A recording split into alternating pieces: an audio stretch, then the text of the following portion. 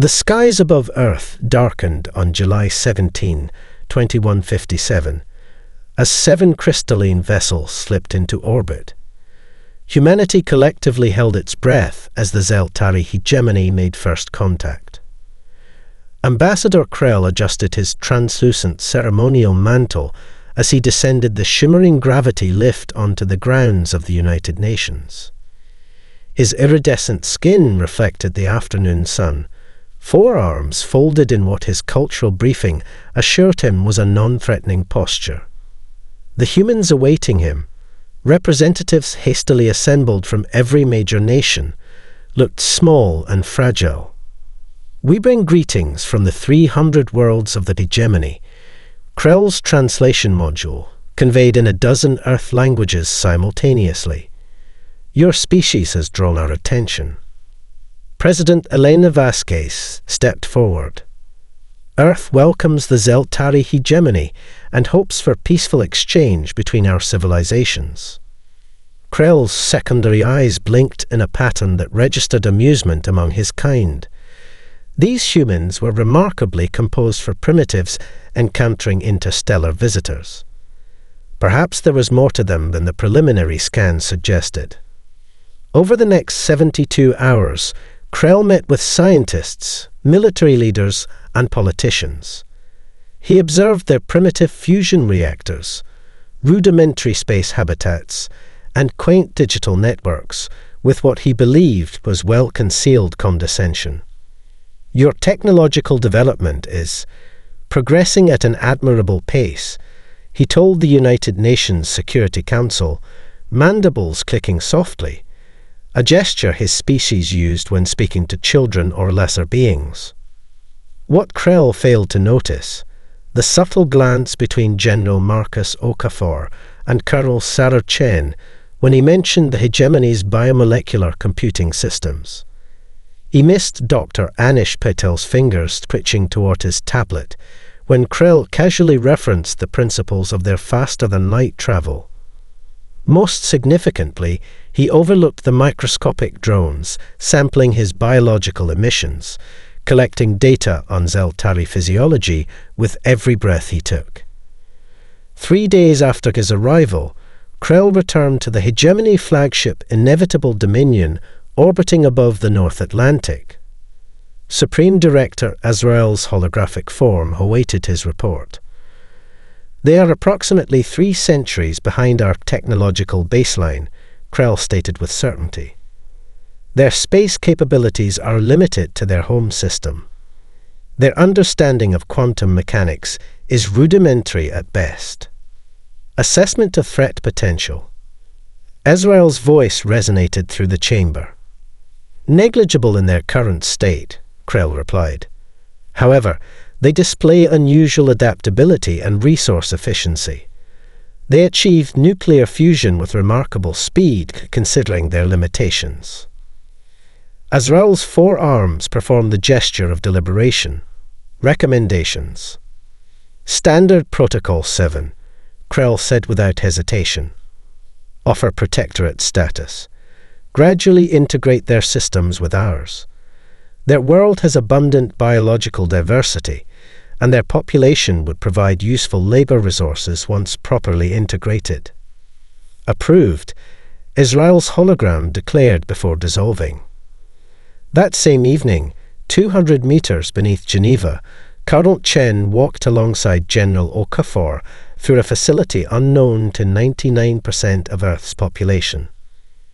"Material analysis confirms their hull composition includes elements not on our periodic table," she reported, gesturing toward the laboratory where scientists examined samples collected from the Zeltari landing craft. "And the quantum fluctuations from their propulsion system match the theoretical models Dr. Wei published 3 years ago." Okafor nodded, stopping before a massive reinforced window.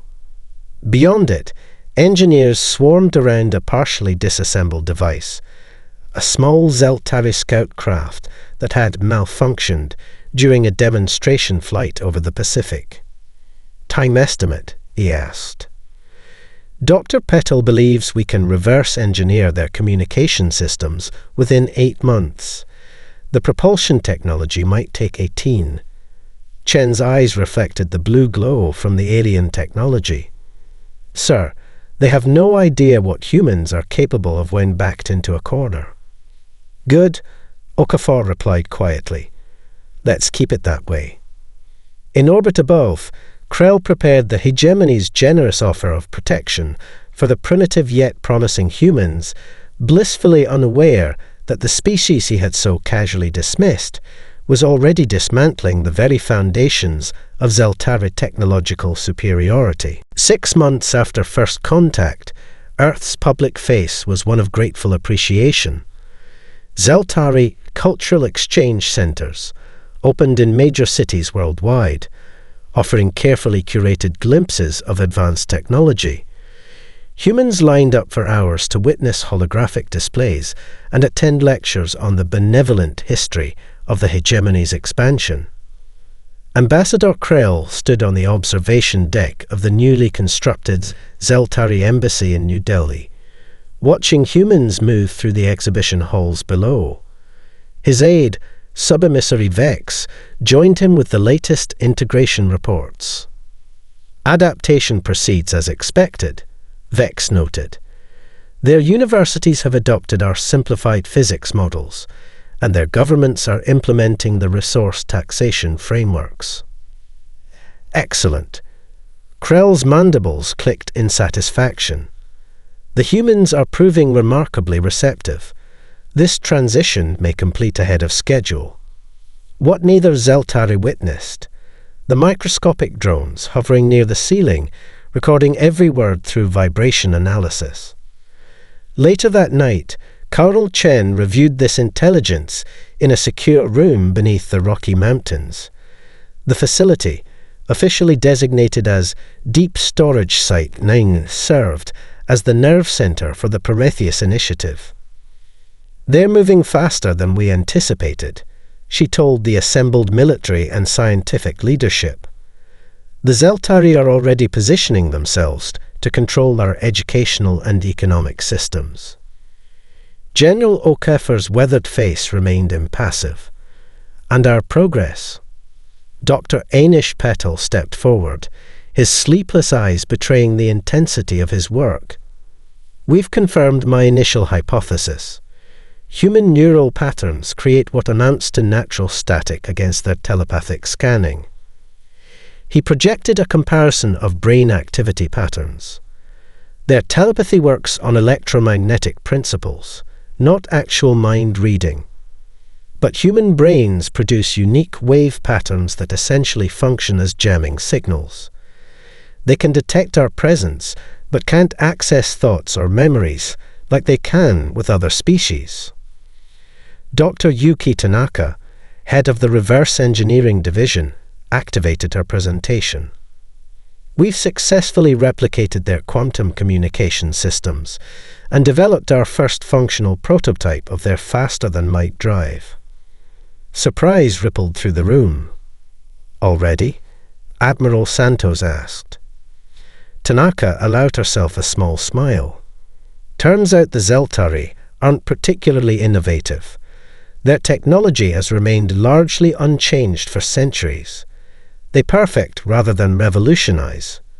We, however, approach problems differently. On the main screen, satellite imagery showed the far side of the moon, where massive construction projects remained hidden from both Earth and Zeltari observation posts. The skeletal frames of vessels, unlike anything in human history, were taking shape in the vacuum. The first 3 ships will be operational within 4 months, Captain J. Wong reported. We've improved on their propulsion efficiency by 22% and developed countermeasures against their standard weapons systems. What about offensive capabilities? General Okafor asked. Carol Chen tapped her tablet, bringing up schematics of a sleek, modular weapon system. The pulse disruptors target the specific frequencies used by their biotech neural networks. One burst temporarily disables their systems without permanent damage. non-lethal. Admiral Santos raised an eyebrow. By design, Chen replied firmly. We don't need to kill them to neutralize the threat. And this approach gives us significant tactical advantages they won't anticipate. Later that evening, at a diplomatic reception in the Zeltari embassy in Tokyo, Sub-Commander Zrill approached Colonel Chen, who attended in her official capacity as Earth's military liaison. I find your species' resilience fascinating, the Zeltari officer commented, his translation module adding artificial warmth to his tone. Though I wonder how humans managed space travel with such primitive propulsion understanding. Your combustion engines seem terribly inefficient. Chen smiled politely, sipping her champagne. We make do with what we have. In her mind, she recalled watching that morning's test of the quantum drive, a system that would leave the Zeltari vessels plodding through space like sailing ships against supersonic jets. Indeed, Zrill continued condescendingly. The hegemony will help humanity reach its modest potential. We look forward to it, Chen replied, her smile never reaching her eyes. The Jupiter Mining Corporation facility on Callisto operated under official Zeltari permits. Jing and C7 housed 37 personnel, extracting water ice and rare minerals from the Jovian moon. The operation represented humanity's cautious expansion under hegemony oversight. Station Chief Maya Rodriguez was recording her daily log when proximity alarms blared through the complex. Unscheduled vessel approaching, the Station A announced. Zeltari configuration, military class. Rodriguez frowned. They weren't due for inspection for another month. She opened a communication channel. Zeltari vessel, this is James C7. We acknowledge your approach and can provide docking assistance. No response came. Instead, energy readings spiked sharply. All personnel. Emergency protocols. Rodriguez shouted, but her words were lost as brilliant green light engulfed the viewport. The attack lasted exactly 47 seconds. When it ended, Jing and C7 was reduced to scattered debris and frozen bodies. The Zeltari patrol cruiser Righteous Correction moved away without transmitting any communication. Captain Thrav, commanding the Righteous Correction filed his report to Hegemony Command. Unauthorized extraction operation terminated in accordance with Protection Directive 15. Subjects eliminated as required. No salvageable materials. What Captain Thrav didn't know, Jane and C7's emergency beacon had transmitted the entire attack in real time to Earth. 12 hours later, Ambassador Krell was summoned to an emergency meeting with the United Nations Security Council. He arrived expecting the usual human deference, only to find the chamber's atmosphere transformed. Gone was the careful politeness of previous sessions. President Vasquez stood as he entered. Ambassador Krell, we demand an explanation for the unprovoked attack on our Callisto mining facility. Krell's secondary eyes blinked in surprise. The matter is simple. Your operation exceeded its authorized parameters and was corrected according to standard protocol. 37 civilians murdered without warning is not a correction. General Okafor stated coldly. It is an act of war. Krell's mandibles clicked in dismissal. The hegemony does not consider enforcement actions as warfare. Your mining operation violated. His words halted as the chamber's lights dimmed and a holographic display activated, showing the destruction of JNC7 from multiple angles. We've reviewed the operation's data logs, Colonel Chen said. JNC7 was operating within all parameters specified in the mining agreement. There was no violation. Krell's posture stiffened. This is a matter for the hegemony to determine, not. No, President Vasquez interrupted. The time for unilateral determinations has ended. Earth presents the following terms: immediate apology, reparations to the families of the murdered personnel, and withdrawal of all Zeltari military vessels from the Sol system within 24 hours. Krell's translator struggled to convey his indignation. You present terms. To the hegemony? This is unprecedented.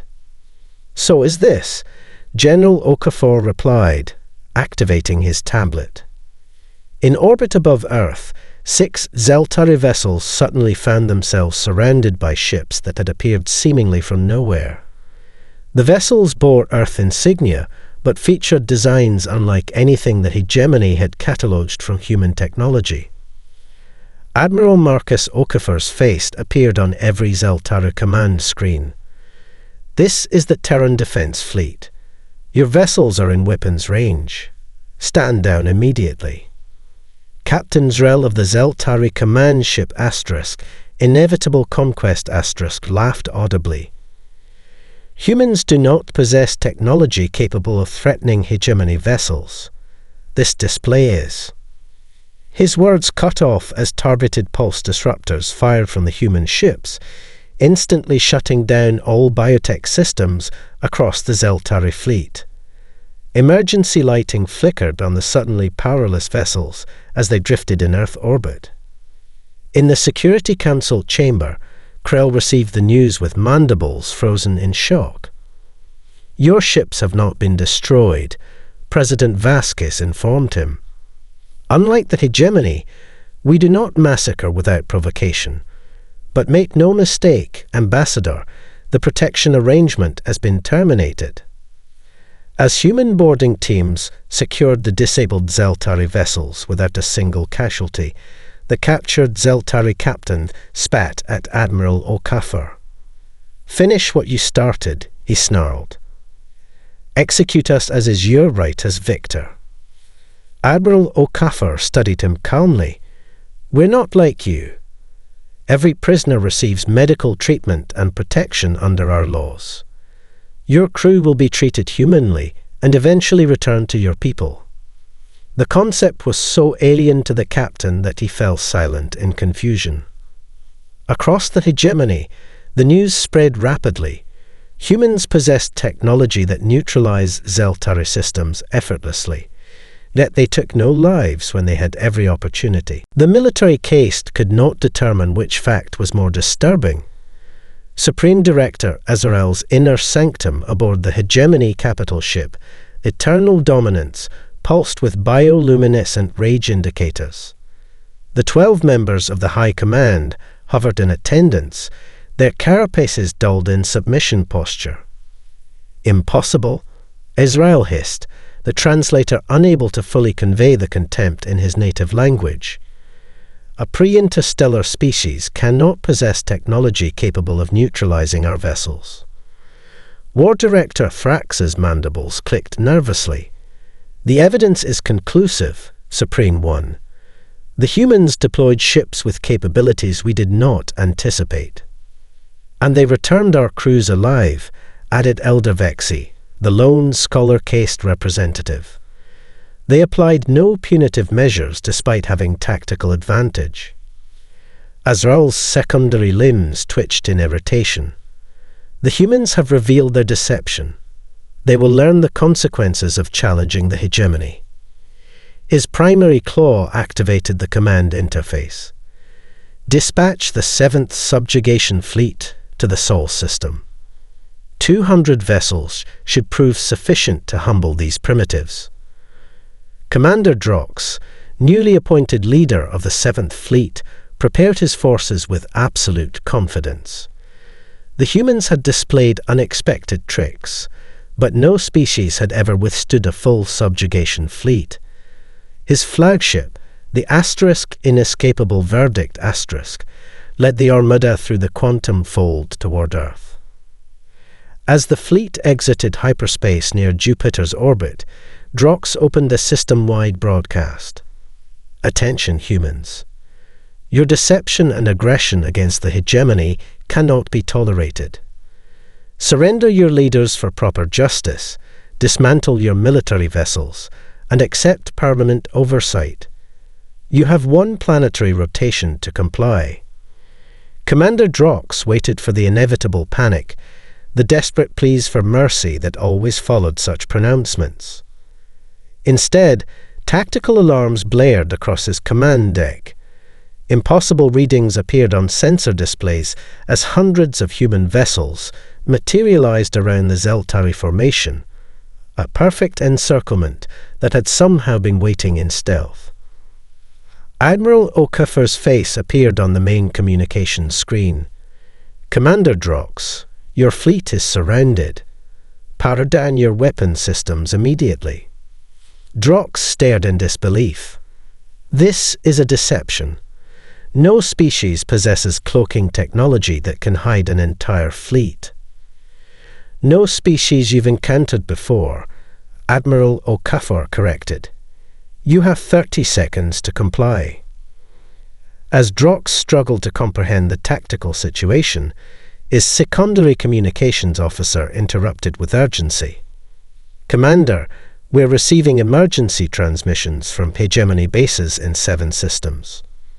Across hegemony space, the unthinkable was happening simultaneously. Human strike forces had appeared in the Procyon, Sirius, Tau Ceti, Epsilon Eridani, 61 Cygni, Fomalhaut, and Vega systems, all hosting major Zeltari military installations. On Procyon IV, Regional Governor Kelv watched in horror as precision strikes disabled the planetary defense grid, weapons platforms, and communication arrays within minutes.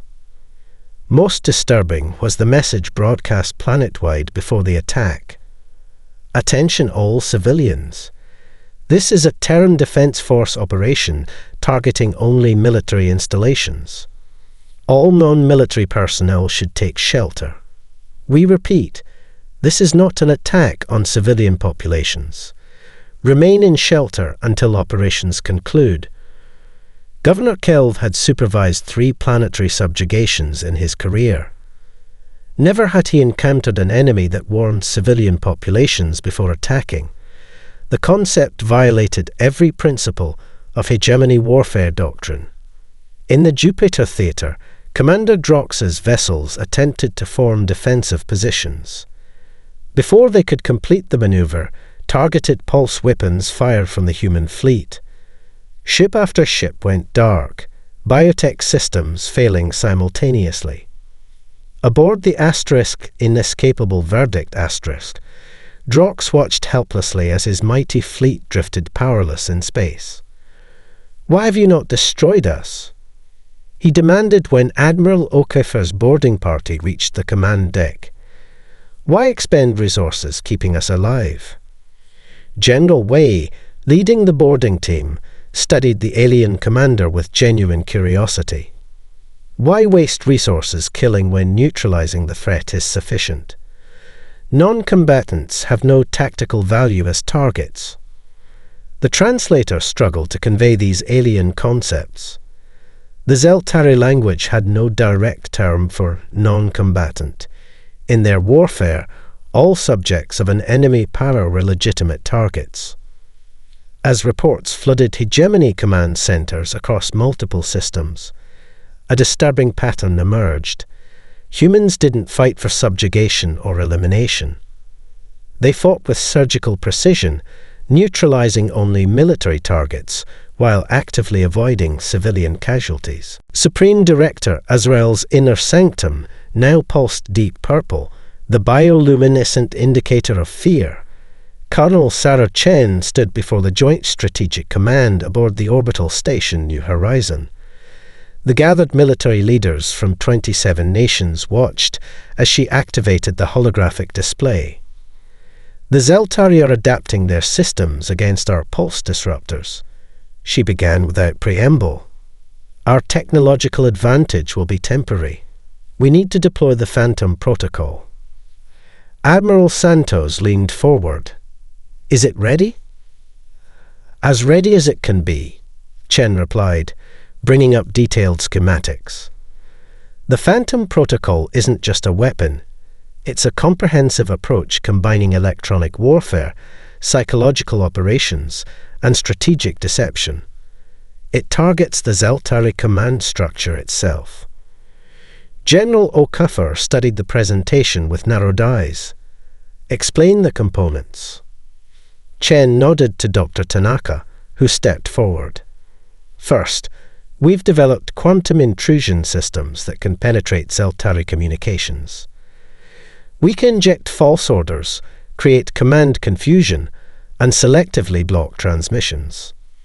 Lieutenant Maya Rodriguez, the sole survivor of the Callisto massacre, now heading the Psychological Warfare Division, continued. Second, we've analyzed Zeltari cultural and psychological patterns. Their hierarchical structure is their greatest vulnerability. They cannot function effectively without clear command chains. And the third component, Admiral Santos asked. Information warfare, Chen said quietly. We've accumulated extensive evidence of hegemony atrocities against other species. Their civilian populations are kept ignorant of these actions. We'll broadcast the truth directly to their worlds, bypassing military censors. Silence fell over the command center as the implications sank in. You're proposing to fight them with information? General Wei asked. I'm proposing we fight them with the one thing they're unprepared to defend against, Chen replied. The truth. 3 days later, the Phantom Protocol launched across hegemony space. On the Zeltari colony world Proxima A, Military Governor Kraz received urgent orders to redeploy defensive forces to the southern continent. Simultaneously, his second-in-command received contradictory orders. Before they could reconcile the discrepancy, 3 more conflicting commands arrived, each bearing correct authentication codes. On 17 hegemony worlds, civilian communication networks suddenly broadcast unfiltered footage of Zeltari subjugation campaigns, the orbital bombardment of peaceful worlds, the execution of surrendered forces, the enslavement of conquered populations. These were not fabrications, but the hegemony's own records, now exposed to citizens who had been told they were spreading enlightened civilization. Most devastating was the targeted disruption of the Zeltari command philosophy itself. The hierarchical species had evolved to follow clear orders without question. When those orders became contradictory or suspect, their entire military structure began to fracture. Aboard the prison transport returning captured Zeltari officers to their territory, Lieutenant Rodriguez observed Captain Thrav, the commander responsible for the Callisto attack. Why does your species fight this way? Thrav asked, mandibles clicking in genuine confusion. You possess the capability to destroy our vessels, yet you disable them. You could bombard our worlds, yet you target only military installations. Because total destruction isn't our objective, Rodriguez answered. Neutralizing the threat is sufficient. But without complete domination, how do you ensure victory? Thrav's translator conveyed his bewilderment. Rodriguez studied him. Victory isn't measured by how much you destroy. Sometimes it's measured by what you choose to preserve. The concept was so alien to Thrav that he fell silent. On the hegemony throne world, Supreme Director Azrael faced an unprecedented crisis. Military commanders couldn't trust their communications. Civilian populations were asking forbidden questions. Most disturbing of all, intercepted human transmissions revealed they were declining to attack obvious targets of opportunity. They could strike our core worlds, War Director Thrax admitted reluctantly. Their stealth technology would allow it, yet they refrain. Why? Azrael demanded. Elder Vexi, the scholar-cased representative, spoke carefully. Perhaps, Supreme One, We face an adversary whose understanding of warfare differs fundamentally from our own. Their restraint is not weakness, but a different kind of strength, one we have not encountered before. The bioluminescent indicators throughout the chamber pulsed deep violet, the color of existential uncertainty, a shade rarely seen in the 3,000 years of hegemony dominance. The Grand Council chamber of the Zeltari hegemony had not witnessed such disorder in 7 centuries. The curved walls, lined with conquest trophies from 300 subjugated worlds, echoed with sounds that violated all protocols of hierarchical discourse. War Director Thrax slammed his ceremonial staff against the biotech floor, sending ripples of agitation through the living surface. The military caste demands full mobilization. Every vessel, every warrior, every resource must be directed toward eliminating the human threat. Elder Vexi, her scholar-cased markings luminescent with stress, raised all 4 arms in the gesture of reasoned objection. The historical database contains no precedent for this approach. Analysis of human conflict patterns suggests they accept honorable peace terms, but fight to extinction when threatened with subjugation. They are primitives. Thrax's mandibles clicked rapidly in derision. Primitives who deceived us, who possessed technology they concealed, who humiliated the hegemony. Resource Director Clerks, representing the commerce caste, added his voice to the chaos. The disruption to 17 colony worlds has already reduced production efficiency by 23%. Civilian populations are questioning established narratives. The implications hung in the air. Never in hegemony history had the ruling castes faced internal dissent on such a scale. Supreme Director Azrael's bioluminescence pulsed with chromatic indicators of extreme agitation. The human infection must be contained before it spreads further. Prepare the extinction protocol. A gasp rippled through the chamber. The extinction protocol had been employed only twice in hegemony history, both times against species that threatened Zeltari dominance. Elder Vex's voice cut through the silence that followed. Supreme One, my research division has analyzed all available data on human history. Their conflicts follow patterns unlike our own. They have repeatedly demonstrated capacity for devastating warfare, but equal capacity for peace when treated as equals. War Director Thrax's translator nearly shorted from the intensity of his derision. No species equals the Zeltari. As the council chamber descended further into unprecedented discord, human intelligence officers monitoring the quantum-encrypted transmissions exchanged meaningful glances. Colonel Chen, observing from the secure command center on Luna Base, turned to Admiral Okafor. The fractures are widening faster than we predicted. Their social structure can't accommodate the cognitive dissonance our actions have created. On screens surrounding them, data streamed in from across hegemony space. The effects of the Phantom Protocol exceeded all projections. Zeltari military units were operating at reduced efficiency, colonial governors reported increasing civilian unrest, and communication networks struggled under the burden of unauthorized information flow.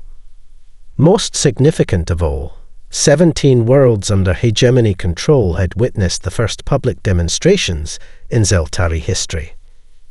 They're questioning their own leadership, Chen noted with quiet satisfaction. Phase 3 is ready to implement. Admiral Okafor nodded gravely. Proceed. Across hegemony territory, human quantum transmitters activated simultaneously, broadcasting directly to Zeltari communication systems. The message bypassed military filters, reaching civilian and military recipients alike. People of the Zeltari hegemony, we are Earth. We do not seek your destruction or subjugation. We propose the following terms. recognition of Earth's sovereignty, establishment of a demilitarized zone between our territories, and a forum for peaceful resolution of future disputes. We await your response." The transmission included detailed evidence of the Callista massacre, alongside the subsequent humane treatment of captured Zeltari personnel by human forces. On 7 major hegemony worlds, something unprecedented occurred. Civilian Zeltari began openly discussing the human message in public forums. Questions spread like wildfire through a society unaccustomed to questioning. If humans wanted conquest, why weren't they taking territory? If they sought destruction, why did they keep offering peace? If they were truly barbaric, why did they treat prisoners with dignity? The questions themselves represented a fundamental threat to the hegemony's 3,000-year-old social order. In private chambers adjacent to the council hall, Elder Vexi met secretly with representatives from the civilian castes. "The humans have changed the game," she told them, using an expression borrowed from human language. "They fight not to conquer or eliminate, but to transform. And that, my friends, is a weapon against which we have built no defenses." In Earth orbit, Ambassador Elena Rodriguez prepared to deliver humanity's formal terms to the fractured hegemony leadership. Her eyes reflected the blue-green planet below as she whispered, "Check and mate." War Director Thrax moved through the secured inner chambers of the hegemony command fortress with 12 elite guards. The bioluminescent indicators throughout the massive structure pulsed with warning patterns as the internal security systems recognized the override codes he transmitted. "The Supreme Director has been compromised," Thrax informed the gathered commanders of the home fleet. The scholar-cased whispers of accommodation, while humans infiltrate our very consciousness. Military-cased leaders clicked their mandibles in synchronized outrage. None questioned Thrax's assertion that Israel had failed the hegemony by entertaining peace discussions. "The human infection spreads," Thrax continued, "but we possess the ultimate treatment." On the command display, schematics appeared for a weapon that hegemony had deployed only twice in its history, the Planet Killer, officially designated as the Planetary Sovereignty Enforcement Device. The humans believe their homeworld is secure. Thrax's secondary arms moved in the gesture of fatal dismissal. They will learn the price of challenging the hegemony's dominance. Across the chamber, command staff began implementation protocols, their carapaces gleaming with anticipation of restored order. None noticed the microscopic drones hovering near the chamber's ventilation ducts. Aboard the Terran flagship *Tenacious*, Colonel Chen reviewed the transmitted intelligence with Admiral Okafor and the Joint Command staff. "Confirming military-cased coup," she reported. "Thrax has seized control and is preparing a planet-killer weapon for deployment against Earth." Admiral Okafor's expression remained impassive. Time estimate: 72 hours until weapon readiness, Chen replied. "Their security around the facility is unprecedented." Lieutenant Rodriguez studied the intelligence summary. "They believe this weapon gives them leverage, that we'll surrender rather than risk planetary destruction. Then it's time they learn how humans truly fight," Admiral Okafor said quietly. "Implement Operation Daybreak." What followed would be studied in military academies across the galaxy for centuries to come. No massive fleet movements announced human intentions. No ultimatums were transmitted.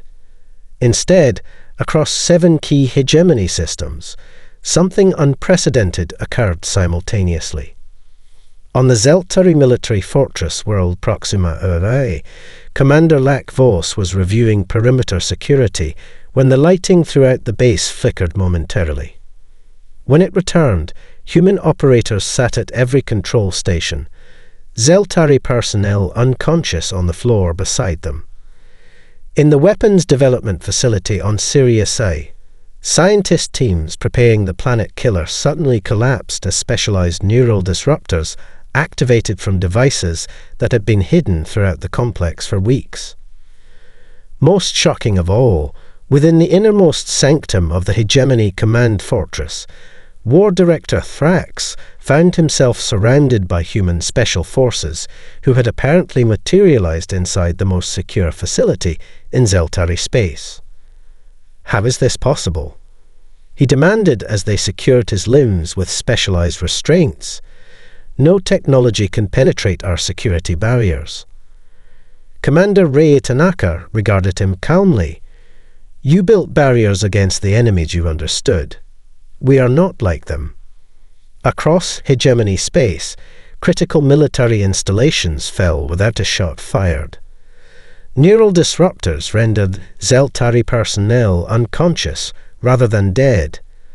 Weapon systems were disabled with precision, communication arrays reprogrammed.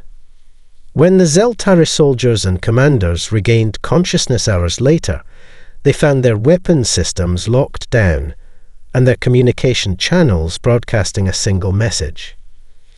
This is Admiral Marcus Okafor of the Terran Defense Force. In the past 12 hours, special operations teams infiltrated every major Zeltari military installation across 7 key systems. We could have killed every one of you.